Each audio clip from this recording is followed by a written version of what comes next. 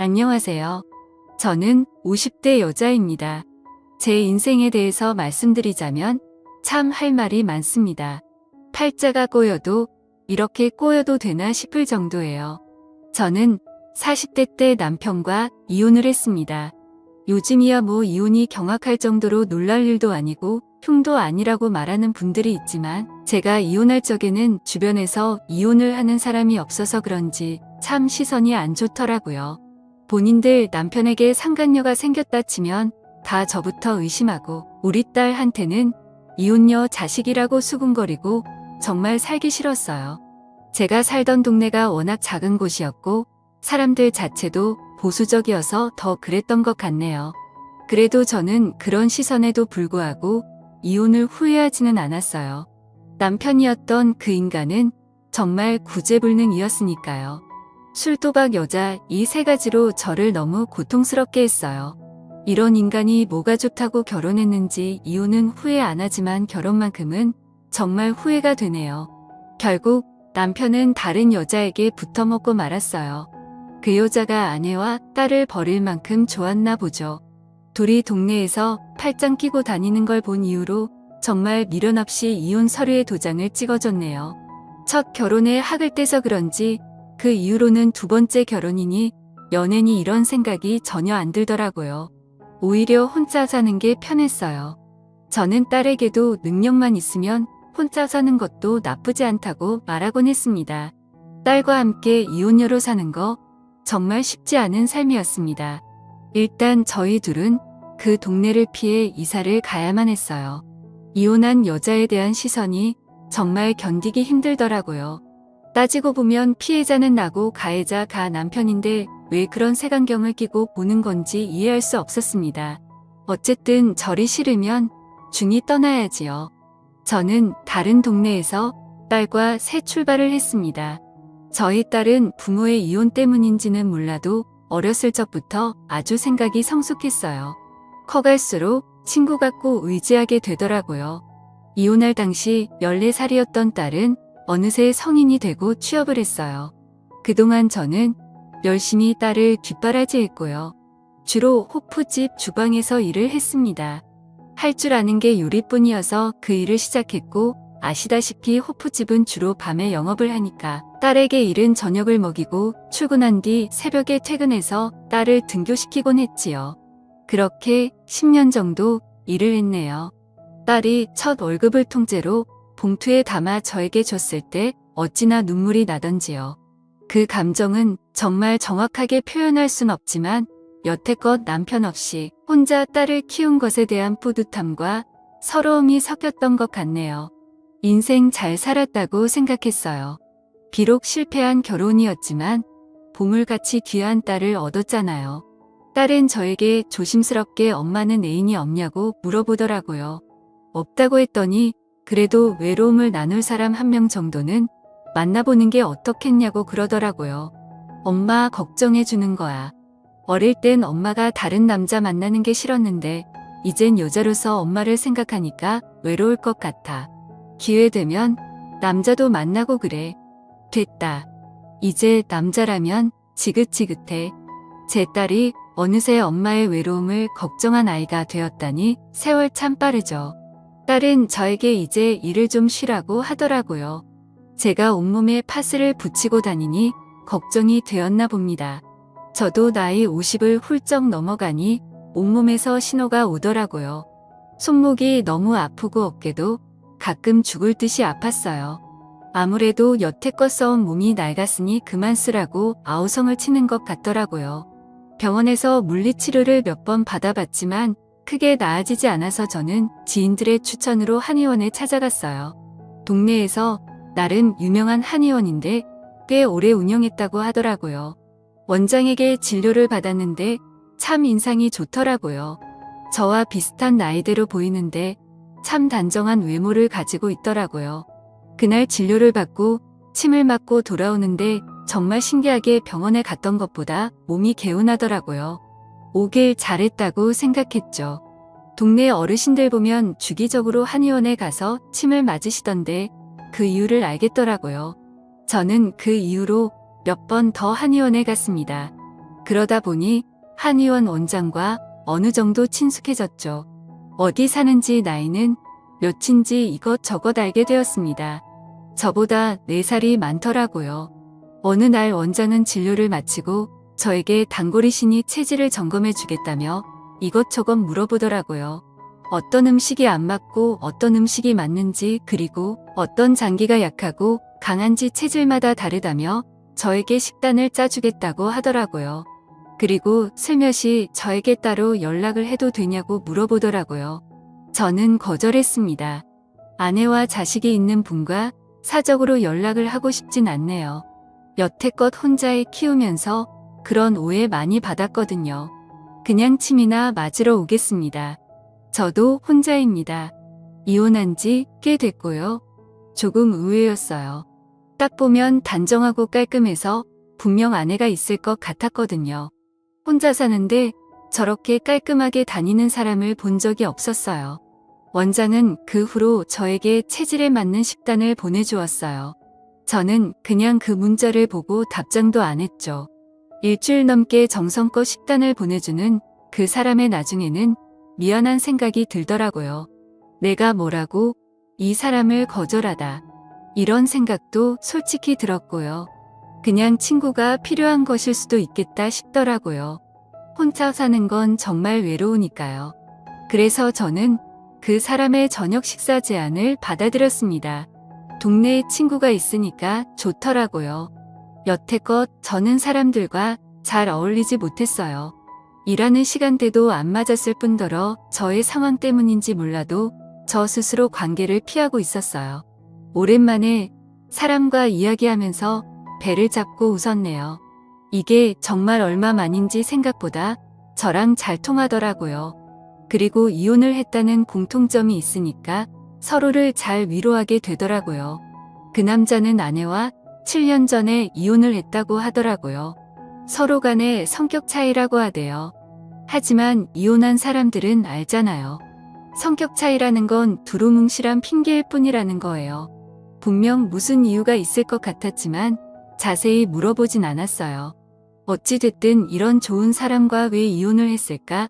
이런 의문은 들더라고요. 그 남자는 저의 전 남편과는 완전 상극이었어요. 술도 안 마시고 자상하고 계획적이고 그런 부분들을 보면서 이 남자에게 더욱 호감을 느꼈던 것 같아요. 사람 마음이라는 게 이렇게 쉽게 이끌려도 되나 싶을 정도였죠. 그렇게 친구처럼 쭉 만나다가 어느 날 딸에게 들키고 말았어요. 제가 전화하는 걸 딸이 듣고는 바로 애인 생겼냐고 묻더라고요. 저는 그냥 친구라는 식으로 대답했어요. 조금 민망하더라고요. 예전에 남자라면 지긋지긋하다고 큰 소리 쳤는데 말이죠. 딸은 진심으로 저를 축하해줬어요. 그리고 나중에 한번 소개시켜 달라고까지 하더라고요. 저는 그것까지는 좀 아닌 것 같아서 대충 둘러댔어요. 저희는 같은 동네에 살아서 거의 매일 만나다시피 했어요. 저는 어차피 진료를 받으러 한의원에 가야 했고, 가서 같이 점심을 먹거나 진료가 끝나면 같이 저녁을 먹거나 했어요. 그 사람 집에 한번 가봤는데 어찌나 깔끔하게 잘 해놓던지 사실은 사람 집에 가기 전까지만 해도 이 사람이 아내가 있는데 나한테 거짓말을 했을 수도 있겠다 싶었는데 직접 집에 가보니 정말 혼자 살고 있더라고요. 빨래도 잘 정돈해놓고 청소기도 매일 민다고 하더라고요. 저보다 더 깔끔한 것 같더라고요. 그리고 저에게 요리를 해주는데 정말 기쁜 마음으로 받았습니다. 생전 처음 듣는 스페인 음식이라며 볶음밥 같은 걸 해주는데 맛있더라고요. 그걸 어디서 배웠냐고 물었더니 요새는 핸드폰으로 검색만 하면 다 나온다고 하더라고요. 평생 내가 직접 요리해서 먹기만 했어서 그런지 남이 요리를 정성껏 해주니까 감동이더라고요. 그것도 남자가요. 저는 이 남자의 섬세함에 점점 빠져들었어요. 한편으로는 살았더라고요. 이런 연애질을 50대 중반에 시작한 게 너무 아쉽고 청춘이 아까워서요. 그렇게 1년을 쭉 만났어요. 이제는 서로에 대해서 거의 다 안다는 생각이 들더라고요. 1년 정도 지나니까 정말 정이 많이 들었어요. 사실 사람을 만날 때 조심하고 만나는 편이라 저는 절대 이 남자에게 빠져들지 않을 거라고 생각했는데 저도 모르게 이 사람에게 질투도 하고 그러더라고요. 저도 제가 모르는 모습을 연애하면서 많이 발견했네요. 결국 저는 그 남자와 함께 제 딸을 만났습니다. 식사를 같이 하면서 이런저런 이야기를 나눴는데 딸이 그 사람을 정말 좋아했어요. 다행이었죠. 딸은 집에 돌아와서도 그 아저씨 좋은 사람 같으니까 계속 만나보라고 하더라고요. 드디어 엄마가 외롭지 않게 되어서 다행이라며 좋아하는 딸의 모습을 보니 저도 기분이 좋았습니다. 또한 아빠 없이 산 세월 원망도 많이 했을 텐데 구김살 하나 없이 잘 자라주어서 어찌나 고맙던지요. 그러던 어느 날이었어요. 제 생일날 그 남자는 저녁 식사로 좋은 식당을 예약해놨더라고요. 이게 무슨 일인가 싶었는데 저에게 진지하게 이야기를 하더라고요. 앞으로 인생을 함께하고 싶다고 합니다. 저는 그 말을 듣자마자 눈물을 흘렸네요. 그동안 제가 살아온 삶이 주마등처럼 머리 위로 스쳐 지나가더라고요. 이렇게 좋은 사람을 만나서 좋은 대접을 받는 게 꿈만 같았어요. 사실 여태껏 내 주제에 무슨 사랑 있냐는 생각을 많이 했거든요. 하지만 그 남자를 만나고 나서부터 저는 충분히 사랑받을 수 있는 사람이라는 걸 깨닫게 되었어요. 그것만으로도 그 사람에게 너무 감사하더라고요. 그리고 그날 밤 저희는 그 남자 집에서 하룻밤을 함께 보내게 되었습니다. 사실 그 전까지는 그런 관계가 아니었죠. 저는 그 남자에게 푹 빠져버린 상태여서 그날 밤은 헤어지고 싶지 않더라고요. 저희는 서로 정말 애틋하게 바라봤습니다. 그런데 저는 그 남자의 모습을 보고 얼어붙어 버렸습니다. 그날이 바로 그 남자와의 처음이자 마지막 밤이었네요. 저는 그 남자가 바지를 내리는데 순간 저는 발목에 있는 무언가를 보고 말았습니다. 바로 전자발찌였어요. 그걸 실제로 본 건 처음이었어요.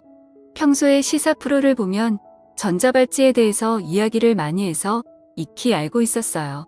제가 알기로는 전자발찌라는 건 성범죄자들이 차고 다니는 것이었어요. 그렇다면 내가 만났던 이 사람이 그런 전과가 있는 사람인가 싶더라고요. 머리가 복잡했어요. 저는 그걸 보고 표정이 굳은 채 가만히 앉아 있었어요. 남자는 저의 표정을 읽더니 다시 바지를 입고서는 제 옆에 앉더라고요. 많이 놀랐냐고 하더라고요. 그래서 제가 그럼 놀라지. 안 놀라냐고 뭐라 했어요.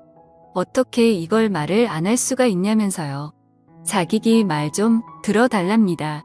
전자발찌를 차게 된 계기에 대해서 남자는 말을 해줬습니다. 들으면서 자연스럽게 아내와 이혼을 하게 된 이유도 듣게 되었지요. 남자는 전 부인을 성적으로 추행한 혐의로 전자발찌를 차게 된 것이라고 하더라고요. 그것도 한 번이 아니라 여러 번을 그랬다고 합니다. 남자 말로는 아내를 사랑했고 고의가 아니었다고 하는데 사실 전자발찌를 찰 정도면 혐의가 어느 정도 인정이 된 것 아닌가요? 저는 기가 막혔습니다. 그 이후로 전 아내가 살고 있는 동네에 접근을 할 수 없다고 합니다. 그러고 보니 이 남자가 여행을 잘 안 간다고 했던 말이 떠오르더라고요. 다 이유가 있었네요. 다른 범죄도 아니고 성범죄니까 더욱 혼란스러웠어요. 저는 남자에게 왜 아내를 그렇게 했냐고 물었어요. 그 남자가 말하길 아내가 자기 말을 듣지 않아서라고 합니다. 순간 소름이 돋더라고요. 저는 그 대답을 듣고 바로 자리에서 일어나서 현관문을 열고 나왔습니다. 엘리베이터를 누르는데 손이 벌벌 떨리더라고요. 그 남자가 저를 쫓아서 나오더라고요. 저는 너무 무서운 나머지 계단으로 내려갔어요. 집까지 어찌나 뛰었던지 숨을 헐떡대며 현관문을 꽉 잠갔네요. 지금 생각해도 치가 떨립니다. 계속 그 남자에게 전화가 오더라고요. 저는 일단 그 남자에게 문자로 이제 그만 만나자고 한 뒤 그 연락처를 차단해버렸습니다. 관계가 끝나서 서운하다기보다는 무섭다는 감정이 더 컸어요. 그 사람과 계속 만나면 저 또한 그 일을 당하지 않을 거라고 누가 장담합니까? 정신이 확 들더라고요. 저는 그 후로 한의원 근처에 얼씬도 안 합니다. 그리고 딸에게도 연락을 했어요. 그 남자에게 연락이 오거나 나에 대해 물으면 한마디도 하지 말고 피하라고요. 한편으로는 이렇게 허무하게 끝나버린 관계가 참 아쉽기도 합니다. 좋은 사람인 줄로만 알았는데 알고 보니 범죄자였으니 이만하면 제가 사람 보는 눈이 없었던 걸까요? 한때는 왜 저에게만 이런 일이 일어나는 건지 화도 났지만 이제는 모두 잊으려고 합니다. 사람 관계라는 게 마음대로 안 되는 게 인생이잖아요.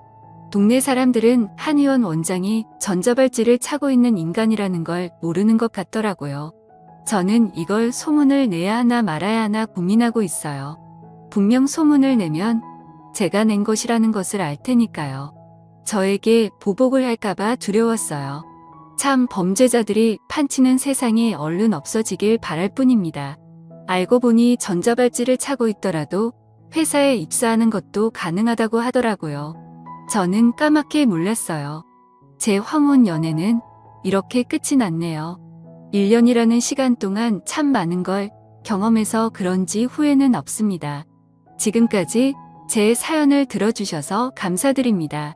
구독과 좋아요 부탁드려요. 감사합니다.